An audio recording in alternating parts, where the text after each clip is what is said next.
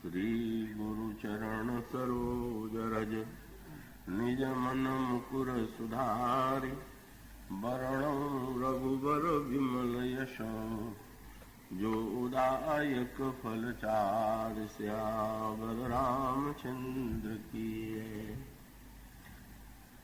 चले हरषि रघुनायक पाही करत मनोरथ बहु मन माही देखी हम जाई चरण जल जाता अरुण मृदुल सेवक सुखदाता जे पद परसितरी ऋषि नारी दंडक कानन पावनकारी जे पद जनक सुताउर लाए कपट कुरंग संग धर राये हर उर सर सरोज पद जई अहो भाग्य मैं देखी हूँ तेई जिन पायन के पादुकनि भरत रहे मन लाय ते पद आज बिलो की हूँ इन नैननि अब जाए।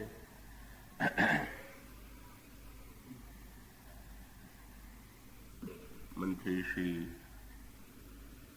विठल भाई जी पटेल, समुपस्थित बंधुओं और देवियों, मैं इस कथा सत्र में आप सबका स्वागत करता हूं। विशेष रूप से पटेल जी का, जो कथा रस की जिज्ञासा से व्यस्त होते हुए भी यहाँ उपस्थित है। बहुत वर्ष पहले मुझसे उनसे भेंट हुई थी जब एक बार मैं सागर गया था। तब वे मंत्री पद पर आरूढ़ नहीं थे,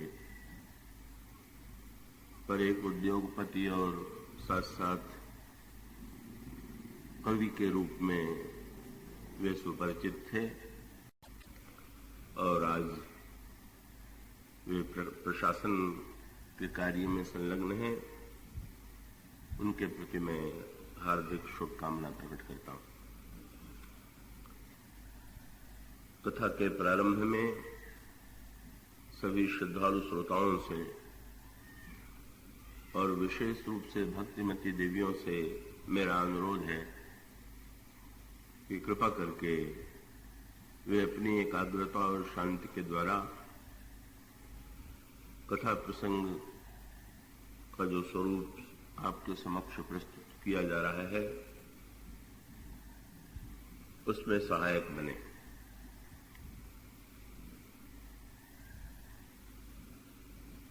पिछले 3 दिनों से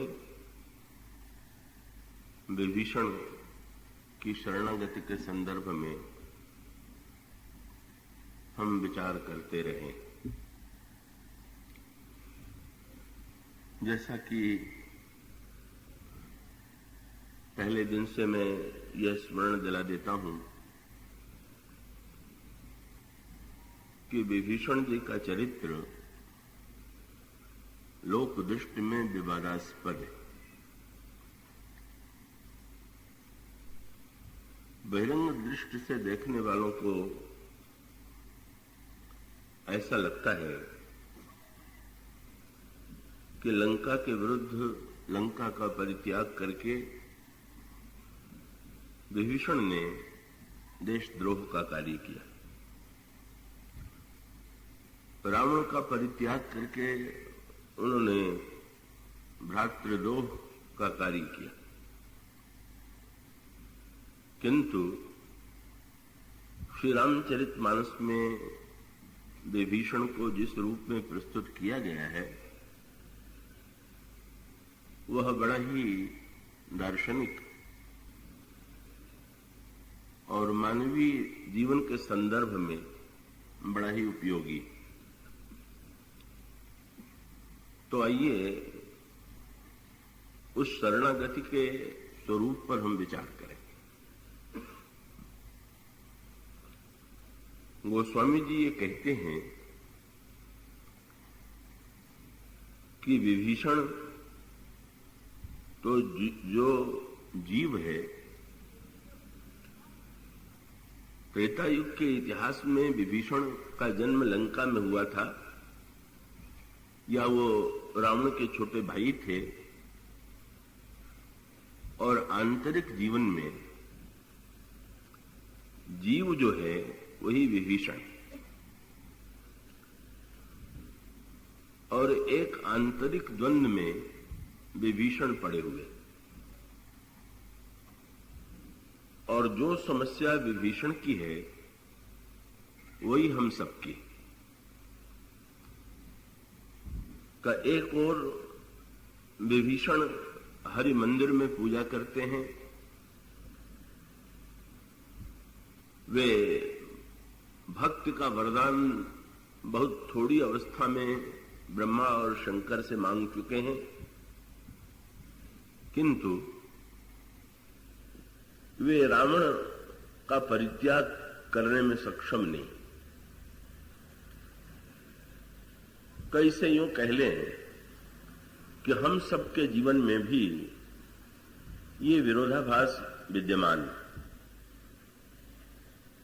हम सब भी पूजा करते हैं, पाठ करते हैं, सत्कर्म करते हैं,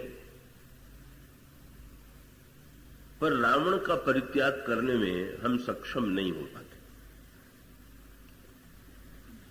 गोस्वामी जी से जब पूछा गया कि त्रेता युग के लोग रावण से संतृष्ट थे और उस युग के लोगों ने यदि श्री राम की पूजा की तो ये स्वाभाविक है, पर आज तो रावण नहीं है, और यदि रावण नहीं है तो फिर हमें श्री राम की क्या आवश्यकता है कि हम उनकी भक्ति करें। गोस्वामी जी ने विनय पत्रिका में इसका उत्तर देते हुए कहा कि नहीं, यदि हम गहराई से देखें तो हमें स्पष्ट दिखाई देगा कि आज भी रावण विद्यमान, आज भी कुंभकर्ण और मेघनाद विद्यमान, और शायद ही ऐसा कोई व्यक्ति हो कि जिनके जीवन में तीनों विद्यमान न। वे परिचय देते हुए कहते हैं विनय पत्रिका में, गहराई से अपने अंतर हृदय को झांक करके देखिए, उसमें मोह है कि नहीं। और वे कहते हैं कि यदि मोह है तो समझ लीजिए कि रावण आज भी विद्यमान। यदि अभिमान है तो इसका अभिप्राय यह है कि कुंभकर्ण भले ही वो सो रहा हो या जग रहा हो, चाहे वो अधिक सोता हो और कम जगता हो, पर अगर हमारे जीवन में अभिमान कभी कभी जागता है तो इसका अर्थ है कि हमारे जीवन में कुंभकर्ण विद्यमान, और हमारे अंतःकरण में वासना और काम की वृत्तियां यदि हैं तो इसका अर्थ है कि आज भी मेघनाद विद्यमान। सांकेतिक भाषा में इसीलिए इन पात्रों का जो परिचय दिया गया है, वर्णन किया गया है, उसकी विशेषता ये है कि एक ओर तो वे ऐतिहासिक पात्र हैं और दूसरी ओर हमारे आपके जीवन और हृदय में ये पात्र विद्यमान। उस प्रसंग में मैं बहुत विस्तार से नहीं जाऊंगा। मोह के लक्षण जो होते हैं, रावण के चरित्र को यदि आप पढ़ें तो रावण के चरित्र में मोह का स्वरूप आपको मूर्तिमान रूप में दिखाई देगा। यदि कुंभकर्ण के चरित्र को पढ़ें तो हमारे हृदय के वो अहंकार का ही चित्र मिलेगा, और यदि हम अपने जीवन में काम पर दृष्टि डालें तो मेघनाद का वो प्रतिबिंब ही प्रतीत होगा। इसलिए जो सांकेतिक बात चुनी गई है वो बड़े महत्व की है। रावण मारता है, कुंभकर्ण खाता है और मेघनाद बांधता है। ये तीनों के युद्ध की अलग अलग कला है और इसका सांकेतिक अर्थ ये है कि मोह जब हमारे जीवन पर आक्रमण करता है तो हमारे जीवन के विवेक की मृत्यु हो जाती है। और जब ये कहते हैं कि कुंभकर्ण बंदरों को उठा करके खा लेता है तो इसका अभिप्राय यह है कि हमारे सारे सद्गुणों को हमारा अभिमान खाए चला जा रहा है। हम अच्छे कर्म करते हैं, सत्कर्म करते हैं, पुण्य करते हैं, पर ऐसा लगता है कि इन सबको अभिमान का कुंभकर्ण खा लेता है। और इसी प्रकार से जब जीवन में काम की वृत्ति आती है, मेघनाद के संदर्भ में आपने सुना होगा, इंद्र को मेघनाद ने बांध लिया और ला करके रावण के चरणों में डाल दिया। कि जब हनुमान जी से लड़ने के लिए मेघनाद चला तो भी रावण ने उससे यही प्रस्ताव किया कि मारे से जन सो तो बांधे से ताई, तुम मारना मत, उसे बांध के लाना। तो ये जीवन का भी सत्य है। काम हमें राग और वासना के बंधन में बांधता। इस तरह से कई दुर्गुण दुर्विचार हमारे जीवन में शाश्वत रूप से विद्यमान। हम इनसे कैसे मुक्त हों, ये समस्या है। विभीषण की समस्या जीव की समस्या है कि हम बुराई को बुराई के रूप में जानते हुए भी बुराई को क्यों नहीं छोड़ पाते।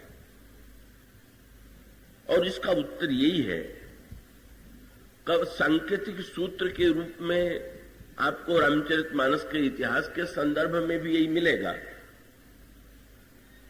कि देवताओं ने रावण से एक समझौता कर लिया। देवता हृदय से रावण के विरोधी, पर विरोधी होते हुए भी वे रावण की सभा में जाकर के रावण को प्रणाम करने में संकोच का अनुभव नहीं करते। हनुमान जी ने जब रावण की सभा में जाकर के देखा तो उनको दृश्य दिखाई पड़ा कि रावण की सभा में केवल राक्षस ही विद्यमान नहीं है, कर जोरे सुर दिसिप विनीता, चारों ओर देवता भी हाथ जोड़े खड़े। ये जो देवता और दैत्यों का एक अनोखा समझौता है, इसको दुर्गुण और सद्गुणों का समझौता कह लीजिए। हम लोगों ने भी कुछ इसी प्रकार का समझौता कर लिया अच्छाई और बुराई के बीच में। का विभीषण के जीवन में भी यही समझौता दिखाई देता। वे हरि मंदिर में पूजा करते हैं, लेकिन रावण के अत्याचार को, रावण की बुराइयों को वे मौन भाव से देखते रह जाते हैं। विरोध करने का साहस वे एकत्र नहीं कर पाते। तो विभीषण और देवताओं की जो समस्या है वो हम सबके जीवन की ही, हमारे आपके हृदय की ही समस्या है। और ऐसी स्थिति में कैसे इन बुराइयों का विनाश होगा। अब सांकेतिक सूत्र आप ध्यान से, मुझे आशा है कि सुनेंगे। आगे चल करके वर्णन आता है कि श्री राम ने का एक ऐसी स्थिति आती है कि जब पृथ्वी और देवता ये अनुभव करते हैं कि रावण को मिटाने की क्षमता मुझ में नहीं, हम में नहीं। और यही अनुभूति कभी कभी या बहुधा हमारे और आपके जीवन में भी होती है कि हम बुराई को बुराई के रूप में जानते हुए भी बुराई को मिटाने में अपने को समर्थ नहीं पाते। तो जब बुराई को मिटाने में अपने को समर्थ न पावे तो क्या करना चाहिए। यही रामायण के आदि से लेकर विभीषण के चरित्र तक इसी को सूत्र के रूप में प्रस्तुत किया गया और इसका उत्तर यह है कि कुछ क्षमताएं हम सबके जीवन में विद्यमान हैं और जो क्षमताएं और योग्यताएं हमारे जीवन में विद्यमान हैं, हमारा कर्तव्य है कि हम उनका सदुपयोग करें। लेकिन जहां पर ऐसा अनुभव होने लगे कि हमारे सामर्थ्य की सीमा यहां समाप्त हो गई है, पहले तो यह अनुभव होना चाहिए। तो रामायण में सांकेतिक सूत्र यहां से दिया गया कि सबसे पहले पृथ्वी के मन में रावण के प्रति विद्रोह की वृत्ति जागृत हुई। सबसे पहली विद्रोही है पृथ्वी और अंतिम विद्रोही विभीषण। यहां पर सांकेतिक अर्थ क्या हुआ? पृथ्वी के लिए जो हमारे साहित्य में, कोश में अनेकों नाम दिए गए हैं, उसमें पृथ्वी का एक नाम है क्षमा। और इसका अर्थ क्या हुआ कि जब पृथ्वी को यह लगने लगा कि अब रावण का अत्याचार या रावण का भार सहन नहीं होता, तो क्रुद्ध हो जाती है, क्षुब्ध हो जाती है। और उसको अगर आंतरिक जीवन के संदर्भ में इसको हृदयंगम करें तो इसका अभिप्राय यह है कि पृथ्वी बड़ी क्षमाशील है और जब तक वो रावण को क्षमा करती रही तब तक रावण की सत्ता जो की तो बनी रही। और आंतरिक जीवन में इसका अभिप्राय यह है कि हम लोग अपनी बुराइयों को क्षमा करते रहते हैं। तो ये सभी की प्रवृत्ति है। का एक बार मैं भगवान राम की दयालुता का वर्णन कर रहा था तो किसी व्यक्ति ने मुझसे ये जिज्ञासा की कि महर्षि वाल्मीकि के राम का चित्र पढ़ करके लगता है कि वे बड़े ही न्यायप्रिय और मर्यादावादी, और तुलसीदास जी उनकी दयालुता का पग पग पर बखान करते हैं।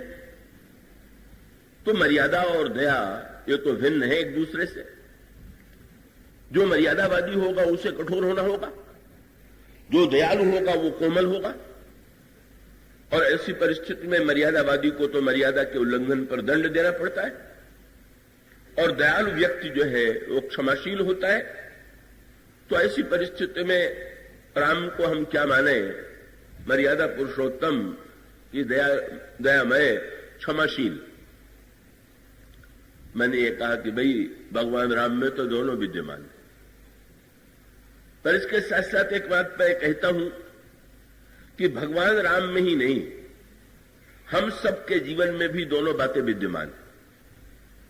कौन ऐसा व्यक्ति होगा कि जिसके जीवन में न्याय और मर्यादा न हो, और कौन ऐसा व्यक्ति होगा कि जिसके हृदय में दया और क्षमा न हो? तो श्री राम भी मर्यादावादी हैं और हम लोग भी मर्यादावादी हैं। श्री राम भी बड़े दयालु और क्षमाशील हैं और हम लोग भी बड़े दयालु और क्षमाशील। पर एक छोटा सा अंतर, चाहे उसे छोटा कह लीजिए या बहुत बड़ा कह लीजिए, छोटा सा अंतर नहीं लगता तो छोटा सा है, पर वो बहुत बड़ा अंतर है। क्या? हम लोग जो है वो दूसरों के लिए मर्यादा पुरुषोत्तम और अपने लिए दयालु। दूसरे के चरित्र की आलोचना करना हो तो हम इतनी पैनी दृष्टि से इतने मर्यादावादी बन जाते हैं कि दिखा देते हैं कि इस व्यक्ति ने कैसा मर्यादा का उल्लंघन किया। पर स्वयं अपने आप से कोई भूल हो जाए तो बड़ी उदारता से कहते हैं कि भाई मनुष्य से तो भूल होती ही है, अगर ऐसा हो गया तो क्या बुरा। इसका अर्थ है कि श्री राम अपने लिए मर्यादा पुरुषोत्तम है और दूसरों के लिए दयालु, और हम लोग अपने लिए दयालु हैं और दूसरों के लिए मर्यादा पुरुषोत्तम। तो वस्तुतः यूं कह लीजिए कि हम लोग तो अपनी बुराइयों को इतनी उदारता से क्षमा करते रहते हैं कि दिन रात भूलें होती हैं, और वो अपनी सारी दयालुता जो है, सारी सहिष्णुता जो है, वो हम लोग बुराइयों को क्षमा करने में ही तो लगा देते हैं। और यदि आप बुराइयों को क्षमा कर सकते हैं तो बुराइयां क्यों मिटने लगेंगी? क्यों मिटाने का संकल्प आपके मन में उत्पन्न होगा? ऐसी स्थिति में रामायण की सांकेतिक भाषा चाहे वो पृथ्वी के संदर्भ में हो और चाहे विभीषण के संदर्भ में हो, एक ही सूत्र है। विभीषण भक्त हो सकते हैं, मंदिर में पूजा कर सकते हैं, लेकिन अगर रावण की बुराइयों को वे सह सकते हैं, क्षमा कर सकते हैं, तो उनके जीवन में रावण के विरुद्ध विद्रोह नहीं होगा और रावण के विनाश की भूमिका भी नहीं बनेगी। और रामायण के प्रारंभ में पृथ्वी के सूत्र से भी इसी की ओर इंगित किया गया कि जब पृथ्वी को ऐसा लगने लगा कि नहीं नहीं, अब ये बोझ बहुत बढ़ गया, जब हमें पाप बोझ लगने लगे, कि जब बुराइयां हमको बोझ लगने लगे और उस बोझ को उतारने के लिए हम बेचैन हो जाए, तब सबसे पहले जीवन में भगवान की आवश्यकता का अनुभव होता है। क्योंकि पृथ्वी मुनियों के पास जाती है और मुनि अपने साथी मुनियों की हड्डियों का ढेर पृथ्वी को दिखाते हैं, रावण ने मुनियों को खा लिया है, रावण को मिटाने में हम समर्थ नहीं। पृथ्वी और मुनि मिलकर के देवताओं के पास जाते हैं। देवताओं ने कह दिया हम तो रावण की सभा में भी हाथ जोड़ लेते हैं, रावण को मिटाने की बात तो हम सोच भी नहीं सकते हैं, चाहते हैं कि मिट जाए, पर मिटाने की क्षमता हमें नहीं। और तब सब मिलकर के ब्रह्मा के पास गए और ब्रह्मा से उन्होंने कहा कि सृष्टि के निर्माता तो आप ही हैं, तो रावण का निर्माण भी तो आपने ही किया है, ऐसी स्थिति में रावण की समस्या का समाधान आप ही दीजिए। ब्रह्मा ने कहा कि निर्माण मैंने किया है, पर रावण को मिटाने की क्षमता मुझ में नहीं। क्यों? उन्होंने कहा मैं तो कर्म सिद्धांत के अनुकूल सृष्टि की रचना करता हूं और ऐसी परिस्थिति में रावण ने अपनी क्षमताओं को, जैसी उसमें विशेषताएं थी उससे उसको क्षमता मिली और उन क्षमताओं का रावण दुरुपयोग कर रहा है, लेकिन समय से पहले उसको मिटाने की, उसकी मृत्यु की कोई संभावना मैं नहीं देखता। बड़ी निराशा हुई मुनियों को, पृथ्वी को, देवताओं को। पर ब्रह्मा ने कहा कि नहीं नहीं, इसका समाधान है। और ब्रह्मा ने तब ये कहा कि ब्रह्मा, पृथ्वी जिसने हम सबका निर्माण किया, आप लोग तो यही समझती हैं कि मैं निर्माता हूं, आप लोगों को लगता है कि मैंने बनाया है, पर मुझे भी जो बनाने वाला है, जाकर तय दासी सो अविनाशी हमारा उतोर सहाय, धरण धरहु मन धीर, कह विरंची हरिपद सुमुर, जानत जन की पीर, प्रभु भंजी ही दारुण विपत्ति। इसके सांकेतिक अर्थ पर विचार कीजिए।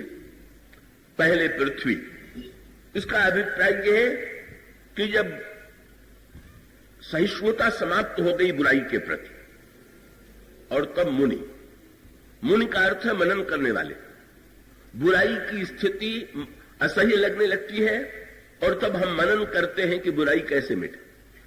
मनन करने पर भी उपाय नहीं मिलता।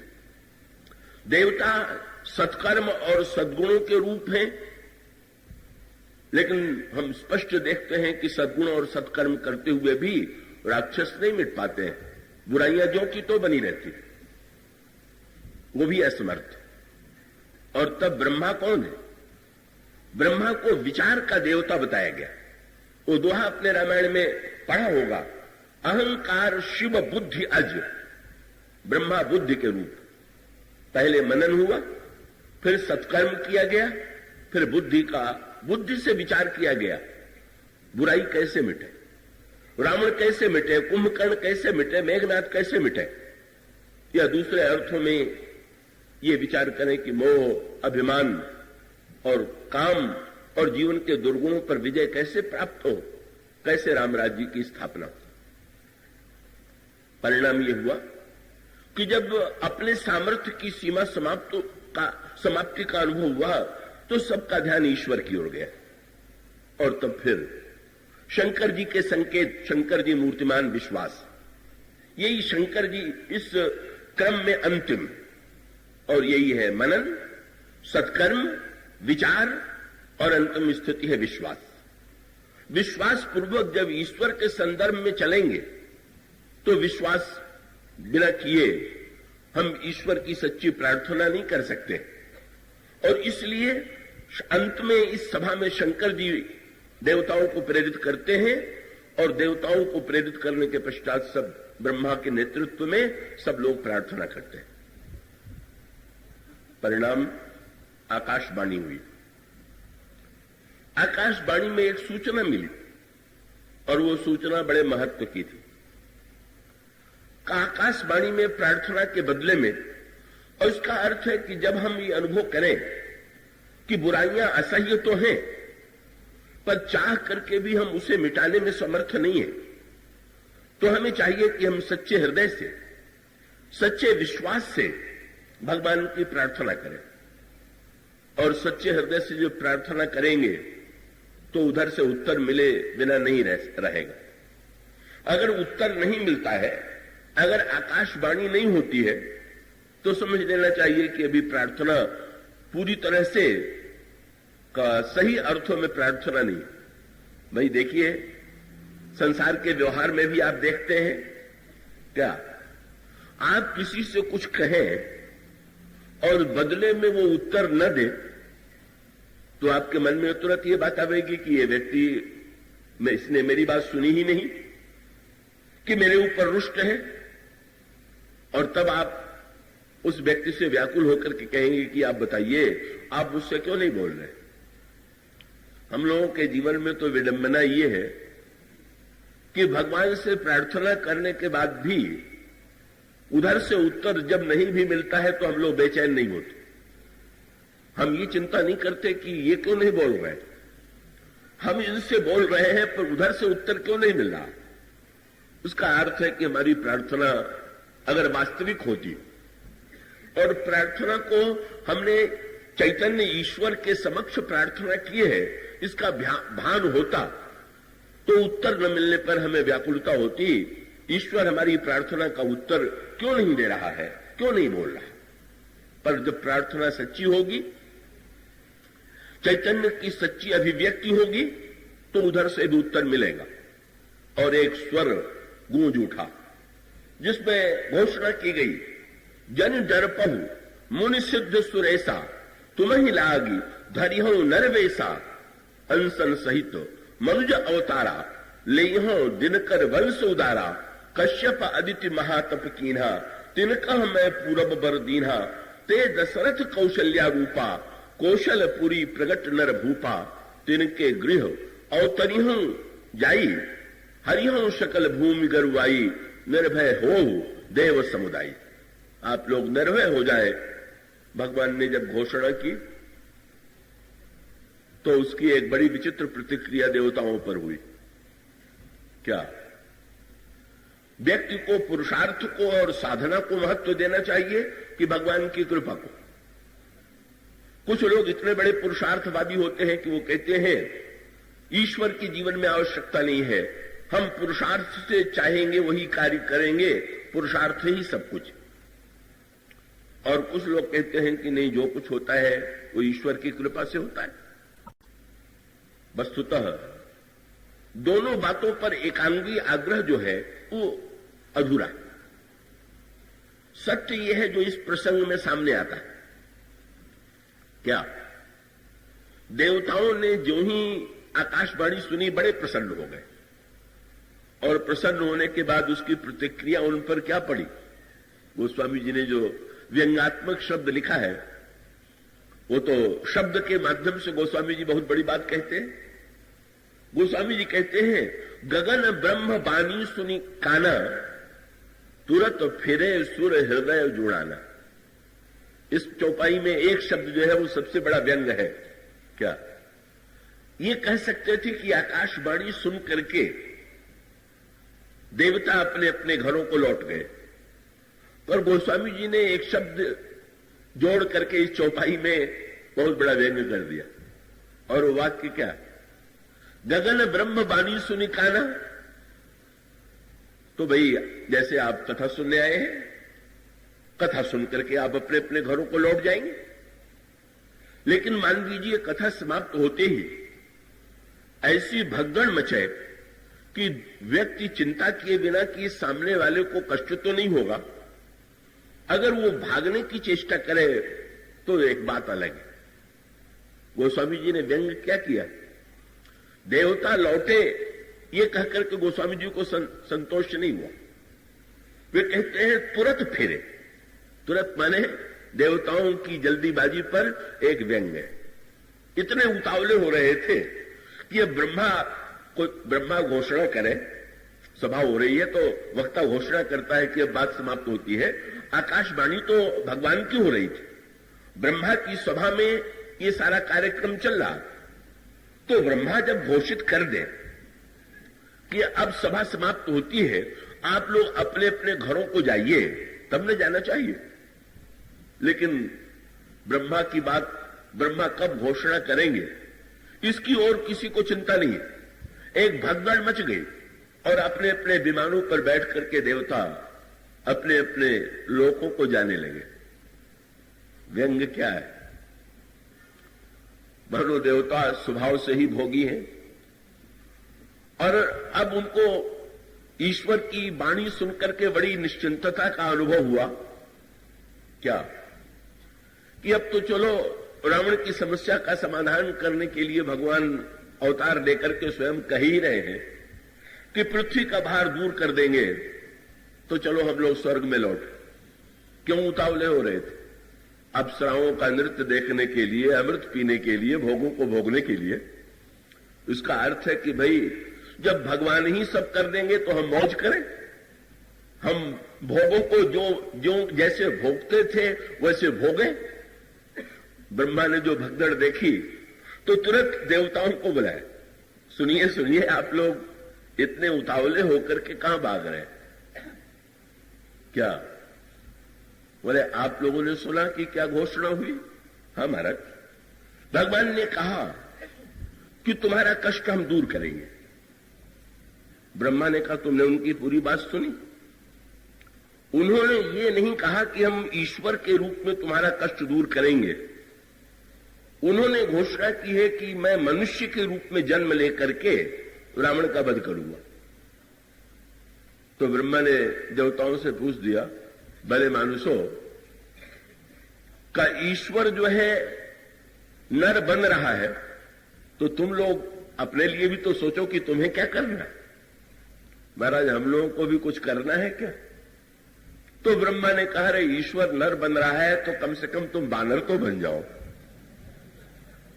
जब नर और बानर का संग होगा, ये रामायण की एक दार्शनिक भाषा है कि ब्रह्मा ये कहते हैं, बानर तनु धरि धरि मई हरिपद से वो जाए।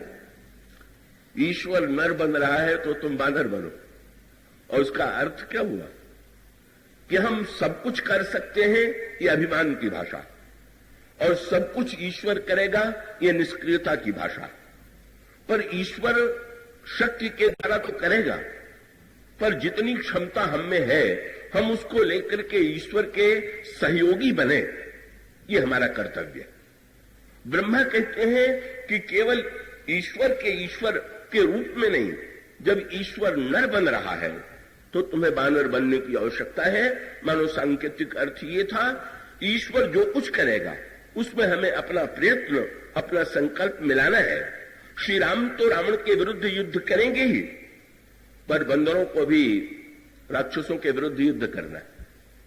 और इसका अर्थ है कि हम भगवान से ये प्रार्थना कर दें कि बुराइयों को मिटा दीजिए, और फिर ये निश्चित कर लें कि बुराइयों से लड़ने की हमें कोई आवश्यकता नहीं है, तो ये बहुत ही उल्टा पाठ है।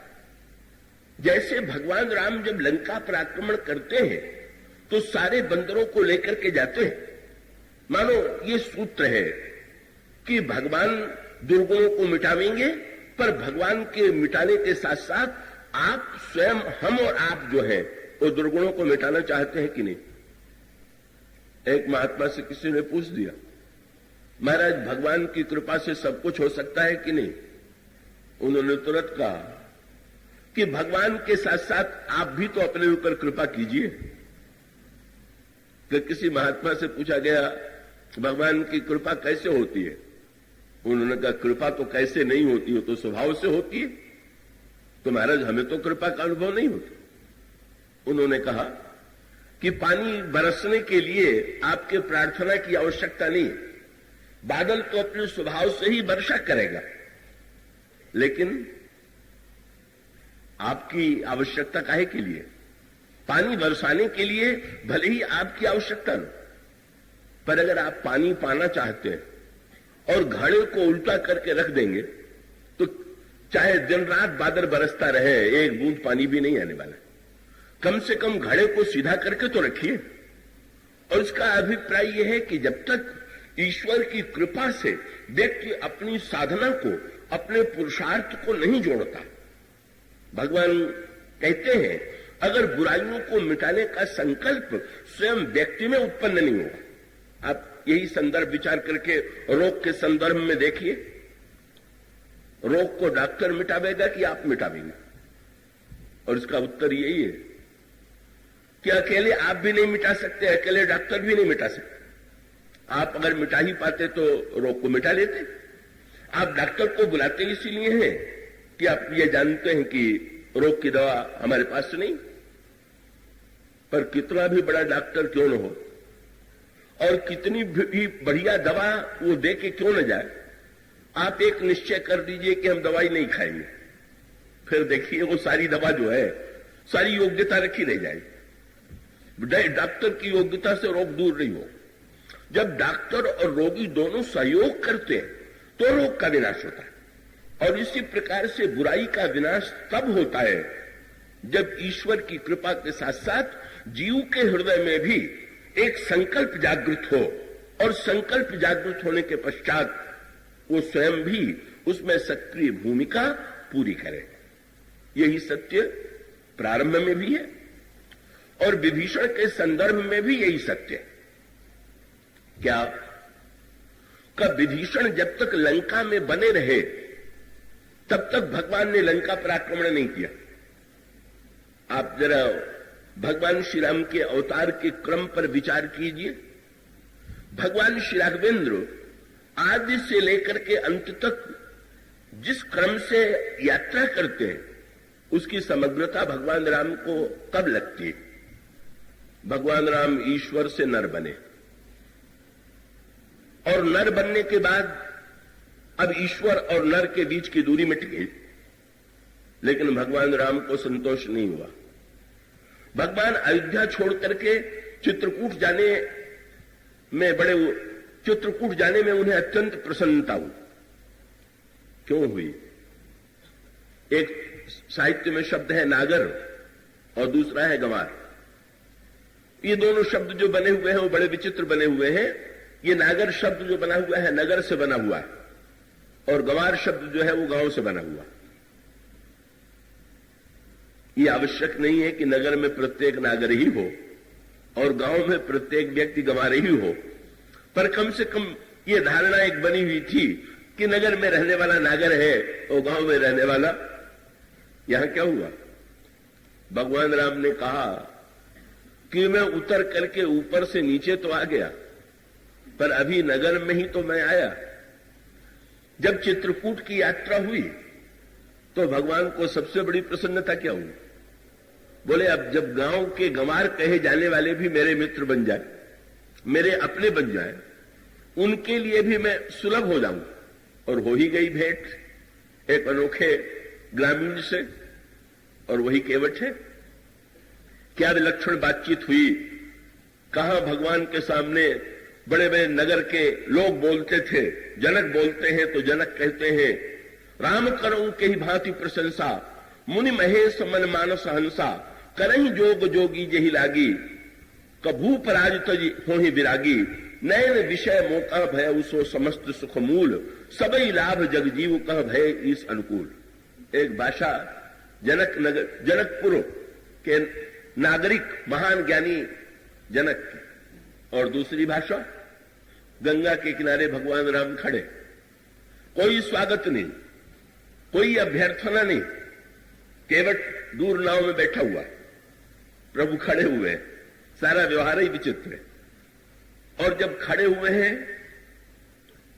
तो भगवान राम वहीं से अनुरोध करते हैं, भाई मुझे पार जाना है, नाव लाइए। और उधर से जो भाषा सुनने को मिलती है वो पहले कभी सुनने को थोड़ी मिली थी। वो स्वामी जी कहते, भांगी नाव न केवट आना, कहे तुम्हारा मरम में जाना। अरे हम आपका मर्म जानते, मैं तो नाव नहीं ले आऊंगा। लक्ष्मण जी और सीता जी तो चौंक पड़े, ऐसी भाषा सुनने की कभी अभ्यस्त नहीं थे। पर भगवान इतने हंसे, और हंसे ही नहीं, हंस करके लक्ष्मण जी और सीता जी की ओर देखा। अरे भाई, इस भाषा का भी तो आनंद लो। क्या एक नई बात नई शैली में, सुन केवट के बैल प्रेम लपेटे अटपटे, बिहसे करुणा ऐल चितय जानकी लखन तन। निमंत्रण दे रहे हैं। हमारा उद्देश्य तो अब पूरा हुआ। ये नहीं कि केवल मैं नगर वासियों का ही हूं, अब गांव का गंवार भी निर्भीक होकर के मुझसे बोल सके, अपने हृदय की बात कह सके और अपनी बात मुझसे मनवा सके। ये गोस्वामी जी का सांकेतिक अभिप्राय क्या? चरण तो केवट ने भी धोया और चरण महाराज जनक ने भी धोया था, पर अंतर यह है कि जनक जी ने बड़ी कठिनाई से चरण पाया और केवट ने भी चरण पाया, पर केवट ने कह दिया कि मुझे चरण वर्ण धोने की कोई आवश्यकता नहीं। जो प्रभु पार अवश्य गा चहु, मोहि पद पदुम पखारण कहो। आपको अगर पार जाना है तो आप कहिए, नहीं तो मत कहिए। पर बड़ी विचित्र बात, भगवान जब जनक बर विरोह की दंपति अनुरागे, पाए पुनीत पखारण लागे, एक दृश्य वो था। और यहां पर भगवान श्री राम केवट से कहते हैं, सुन कृपालु बोले सुखाई, सोई करू जही तो नाव न जाई। जल्दी से जल ले आकर के मेरा पैर धो दो, मुझे पार उतार दो। क्या हुआ? क्या ईश्वर नगर में आने के बाद गंवार को पाके प्रसन्न हो गए, पर गांव के रहने वाले ने प्रभु से प्रस्ताव किया, यहीं रह जाइए। प्रभु ने कहा ना, प्रभु आगे की ओर बढ़ रहे हैं। क्यों? किसी की प्रशंसा करें तो उसको कहते हैं नागर, और किसी की निंदा करें तो उसे कहते हैं गंवार। पर गंवार से भी एक बुरा शब्द है। क्या? कि किसी को गंवार कहें तो भी निंदा है, पर किसी को जंगली कह दे तो और भी कठिन निंदा है। भगवान ने कहा गंवार तो मिल गए, पर जंगलियों से मिलना तो बाकी है अभी। नहीं, अभी मेरी यात्रा पूरी नहीं हुई। क्यों जा रहे हैं? वन में वनवासियों से।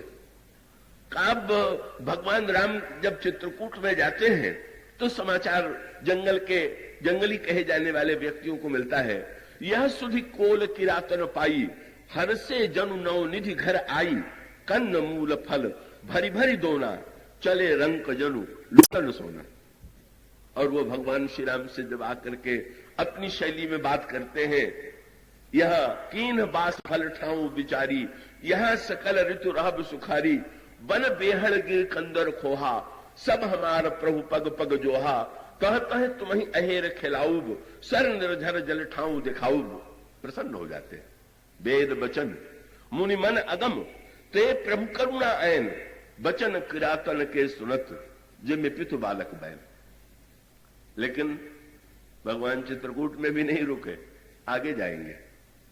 अरे महाराज, जब आप इतने कृपालु हैं कि चित्रकूट में पहुंच गए और यहां के जंगल के निवासी इतने प्रेमी हैं, तो आप अब आगे क्यों जा रहे हैं? प्रभु ने, और यही है, जंगली से भी एक बुरा शब्द है। गंवार से बुरा जंगली, और जंगली से भी बुरा शब्द है पशु। किसी को कह दें कि तो मनुष्य नहीं पशु है, तो शायद बड़ी कठोर निंदा। भगवान ने कहा अभी तो जंगली मिले, पशु तो मिले ही नहीं, इन्हें भी तो पाना है, इन्हें भी तो मित्र बनाना है। सो दंडकारण्य में गए, गीधराज को पिता बना लिया। गीधराज सन एक सांकेतिक भाषा है। भगवान ने कहा जनकपुर में जब मैं गया था तो चातक, कोकिल, कीर, चकोर, मोर ये तो बहुत मिले थे, पर गीध और कौवा जब तक, आज का अर्थ ये है वो पक्षी तो प्रशंसित, पर जिनकी निंदा की जाती है, जब भगवान गीध को पिता बना लेते हैं, सुग्रीव को मित्र बना लेते हैं, हनुमान जी को पुत्र बना लेते हैं, जो पशु कहे जाने वाले हैं, कब मानो भगवान श्री राम को बड़ा संतोष होता है। अब भगवान केवल ईश्वर ही नहीं, मनुष्य के लिए सुलभ हो गए। मनुष्य में भी केवल नागर के लिए नहीं, गंवार को भी वो अपना लेते। गंवार को ही नहीं, वे जंगली को भी अपना बना लेते हैं। और जंगली को ही नहीं, पशुओं से भी उनका ऐसा नाता जुड़ जाता है।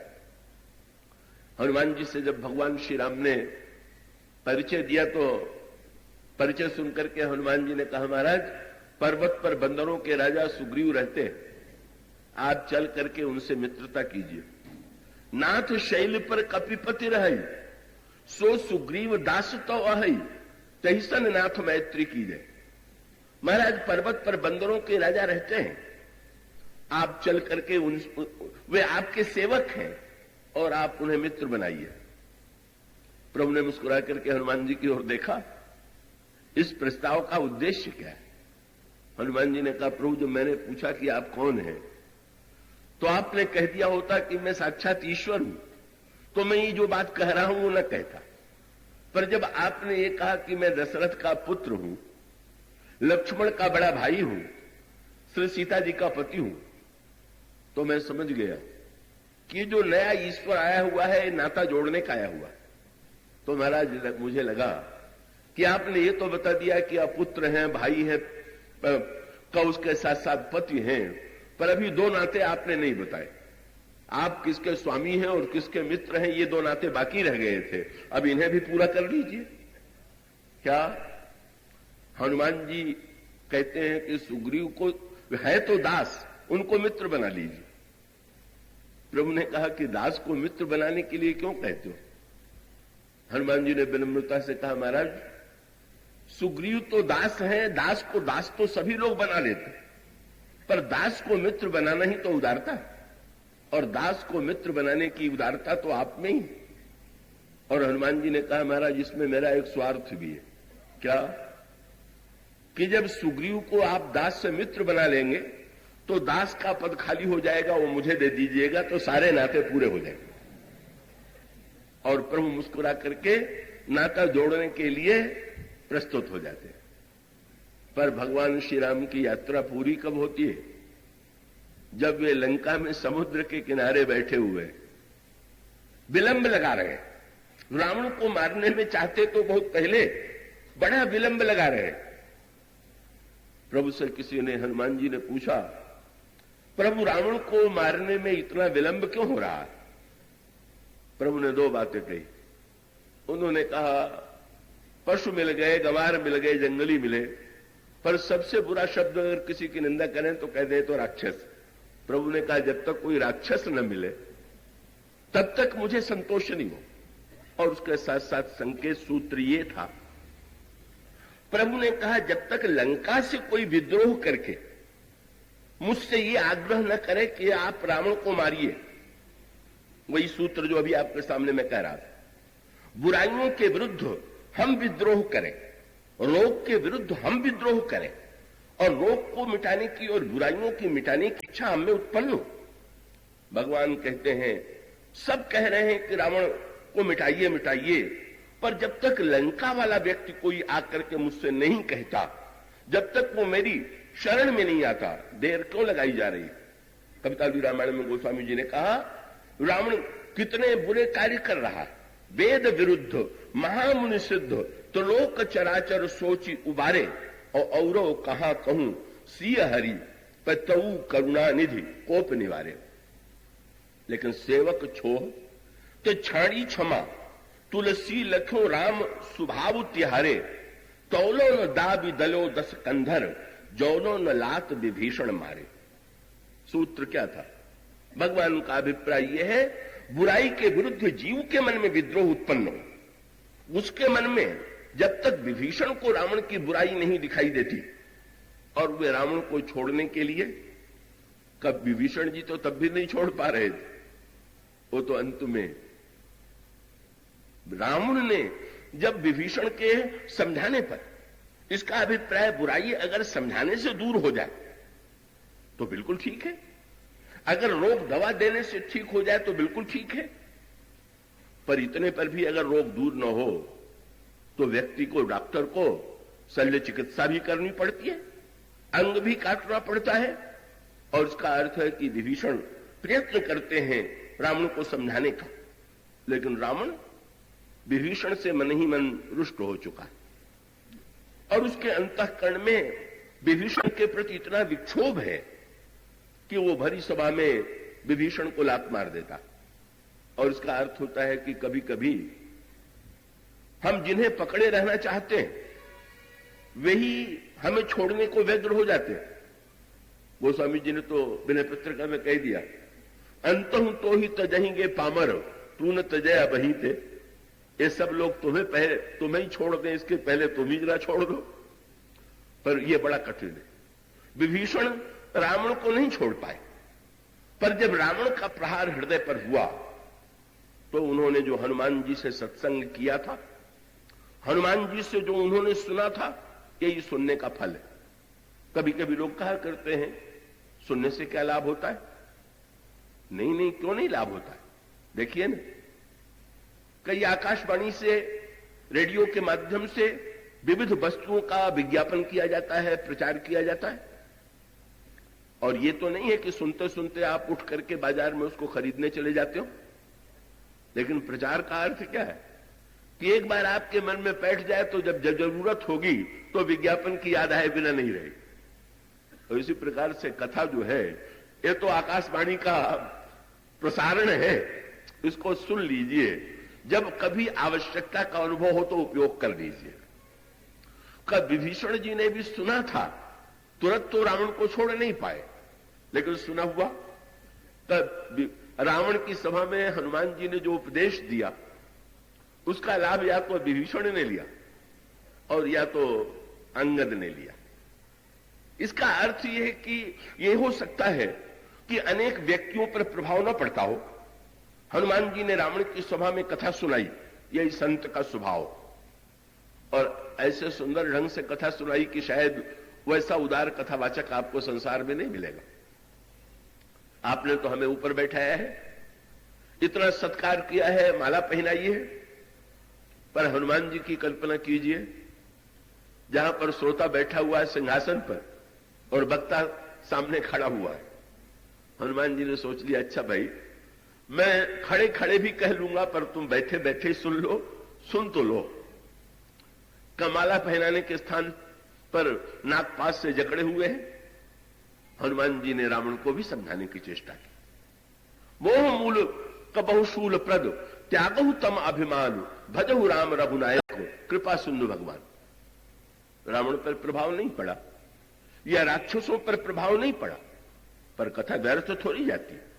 हो सकता है कि सुनने वाले प्रत्येक व्यक्ति के जीवन में तत्काल परिवर्तन न हो जाए, एक संस्कार तो पड़े गए, पर अगर उसमें दो व्यक्तियों के जीवन पर भी, दो व्यक्तियों के मस्तिष्क में भी वो सुनी हुई बात प्रभाव डाल दे, सचमुच या तो हनुमान जी ने जो कथा सुनाई थी उससे विभीषण ने जो सुना हुआ था, कब वो सुना हुआ उस समय तत्काल क्रियान्वित नहीं हुआ, हनुमान जी लंका जला करके चले गए।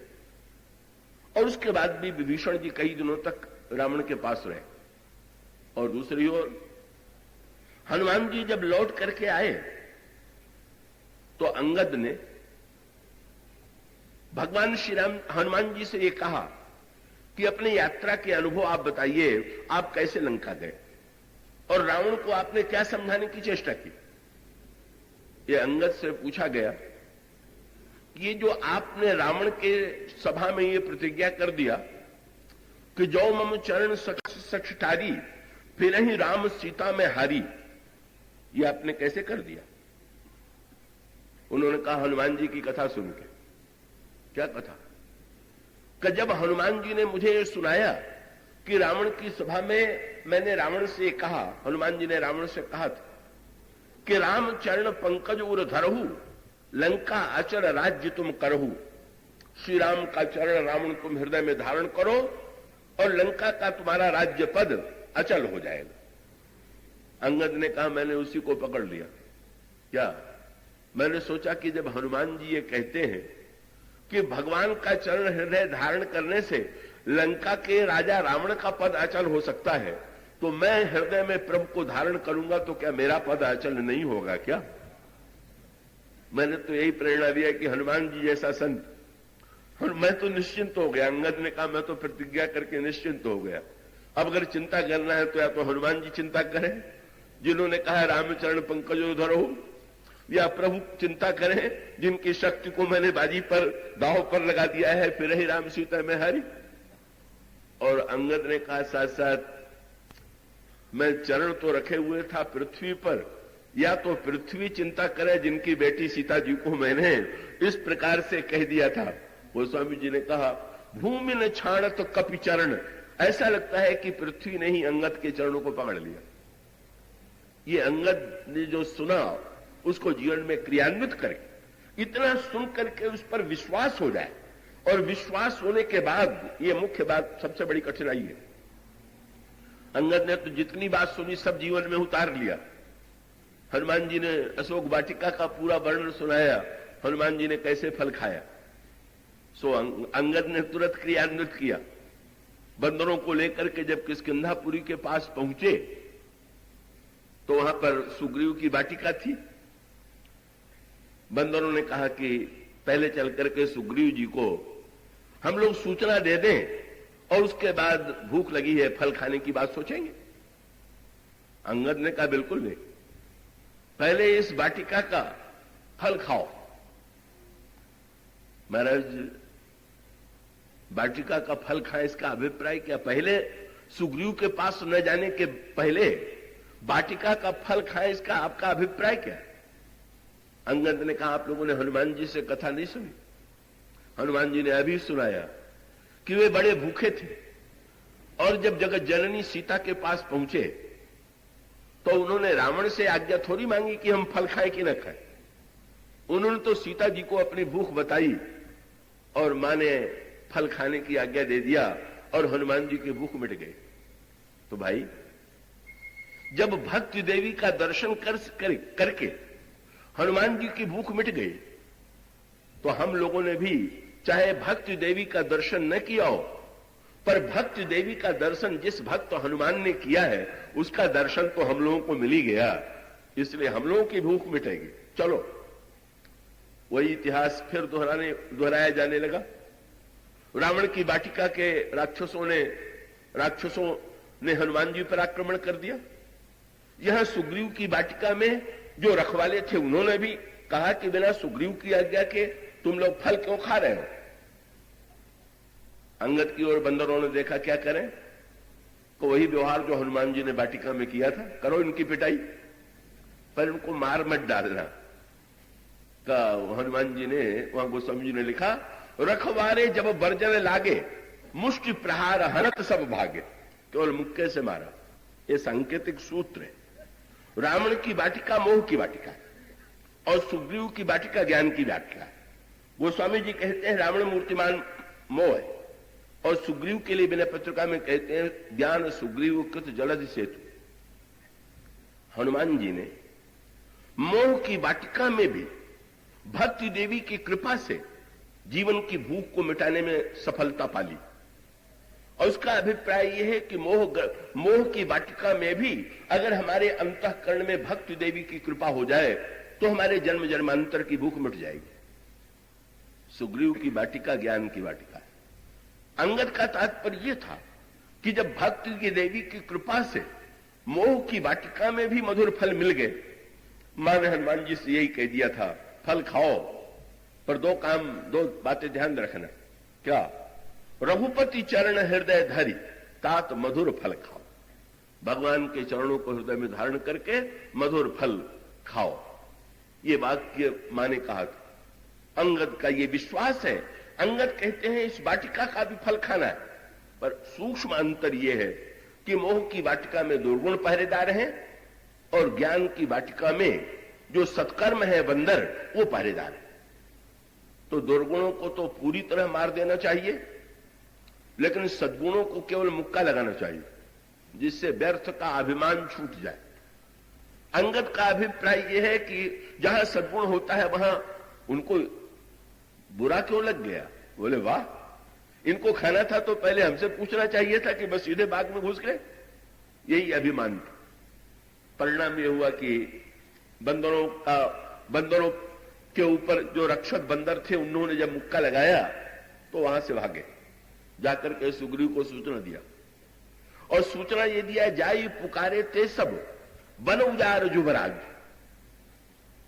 युवराज ने वन आपका उजाड़ लिया। जब ये कहा वन उजाड़ युवराज, तब अंतर रावण में और सुग्रीव में क्या है? रावण को क्रोध आ गया, मेरे वाटिका का फल बिना पूछे खा लिया। पर सुग्रीव में अंतर यह है कि सुग्रीव ने सुना तो सुन सुग्रीव हरस मन, बस ज्ञान और मोह का अंतर ये। बाग दोनों का उजाड़ा गया, पर ज्ञान प्रसन्न होकर के कहता है, जो न हो तो सीता सुधि पाई, मधुबन के फल सकहीं के खाई। अरे बस बस बस, ये तो श्री सीता जी का पता लगा के आए हैं, इसीलिए इन्होंने फल खा लिया, इनका स्वागत करो, इनको बड़े सम्मान से ले आओ। अंगद ने, या तो हनुमान जी की कथा से अंगद ने लाभ लिया और या तो विभीषण ने। विभीषण शरण में जो आए दो बातों से, एक तो बुराई की बुराई उनको दिखाई पड़ी, रावण का प्रहार, रावण की चोट ने उनको जगा दिया, पूरी तरह जगा दिया। कल जो बात चल रही थी, थोड़ी हनुमान जी ने एक बार जगाया तो नींद का झोंका आने लगा, पर रावण का जो चरण प्रहार था इतना कस करके हुआ कि उनके अंतःकरण में तुरंत ये वृत्ति आ गई कि नहीं, अब रावण के साथ हम नहीं रह सकते। और उसके बाद हनुमान जी की कथा आ गई। हनुमान जी ने जो भगवान के चरण की महिमा बताई थी, उसे अंगद ने तो सुना ही था, विभीषण ने भी सुना। और विभीषण को यही लगा कि जब हनुमान जी कहते हैं कि भगवान का चरण धारण करने से लंका का राज्य पद अचल हो जाएगा, तो मैं प्रभु का चरण अगर हृदय में धारण करूंगा तो मुझे भी लंका का पद मिल ही जाएगा। गोस्वामी जी कहते हैं, जब जा रहे हैं तो चले वो हरस्य रघुनायक पाई, प्रसन्न भाव से। और याद किसकी कर रहे हैं? देखी हूं जाय चरण जल जाता, भगवान के चरणों की याद करते हुए गए। और आगे चल करके बहुत बढ़िया बात आई। भगवान ने जब विभीषण जी से पूछा कैसे आए, तुम ज्ञानी हो कि भक्त हो कि कर्मयोगी हो, ये तीन मार्ग हैं। हनुमान जी ने कहा, महाराज मैं तीनों नहीं। क्यों?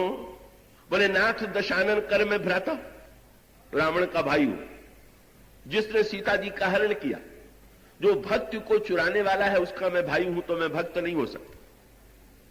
और मैं ज्ञानी इसलिए नहीं हो सकता कि निश्चर वंश, राक्षसों के अंधकार के वंश में मेरा जन्म हुआ। तो शायद तुम धर्मात्मा होगे। तो उन्होंने कहा, बिल्कुल नहीं, धर्मात्मा में बिल्कुल नहीं हूं।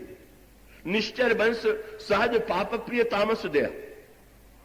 अरे जब तीनों नहीं हो तो चले कैसे आए?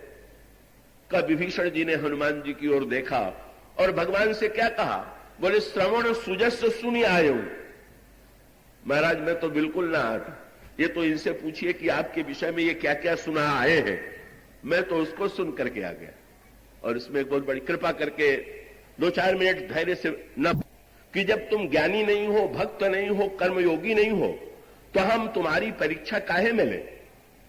तो विभीषण ने यही कहा कि महाराज जब मैं ज्ञानी, भक्त और कर्मयोगी नहीं हूं तो मेरी परीक्षा काहे में लीजिएगा? तब तुम क्यों आए हो? बोले, प्रभु मैं परीक्षा लेने नहीं आया हूं, मैं परीक्षा देने नहीं आया हूं, मैं तो आपकी परीक्षा लेने आया हूं कि आपके विषय में जो हनुमान जी ने कहा था वो कैसा हो। जब विभीषण भगवान की शरण में होते हैं, जब विभीषण रावण के विरुद्ध विद्रोह करते हैं, तब भगवान लंका पर आक्रमण करके बुराई को विनष्ट करते हैं। इसका अभिप्राय यह है, जब हम भगवान की कथा के माध्यम से भगवान में विश्वास करके एक बार दुर्गुणों के विरुद्ध विद्रोह करते हैं, भगवान से प्रार्थना करते हैं, तो फिर भगवान स्वयं कृपा करके लंका पर आक्रमण करके बुराई को विनष्ट करते हैं। इसके बाद की चर्चा